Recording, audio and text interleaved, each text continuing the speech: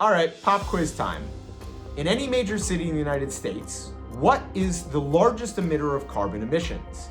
Is it A, cars and transportation, B, factories and manufacturing, or C, buildings? If you guessed buildings, you're absolutely right, and you've clearly been watching my building series for a long time now.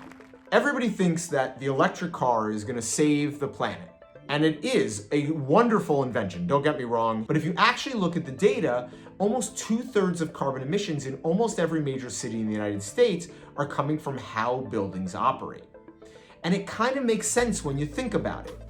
Buildings not only are the places where we power all of our electronics, from our TVs to our smartphones and our computers, they're also the places that require tremendous energy to run central systems like heating systems, like cooling systems, like elevators, pumps and motors. These things use a tremendous amount of energy, and they run 24 hours a day, 7 days a week. This is why when you look around, you see so much legislation recently targeted at reducing carbon footprints of buildings, not cars. In fact, in New York alone, we've had 4 major pieces of legislation in the last 5 years targeting building carbon emissions and 0 targeting cars and transportation.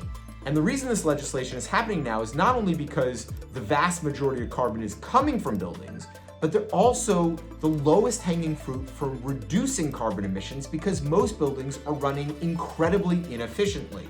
Things like smart controls, LED lights, better insulation, variable speed motors. These are things that are having a transformative impact on the carbon footprint of almost every building in every major city. It's pretty crazy that cities have to be pushing people because in most cases, making your building more energy efficient also saves you a lot of money. It's one of those rare situations where what's good for the pocketbook ends up also being great for the planet. So next time you're wondering, how do we make cities green? It's not about the cars we spend an hour or 2 a day in. It's about the buildings we spend the rest of our lives living and working in.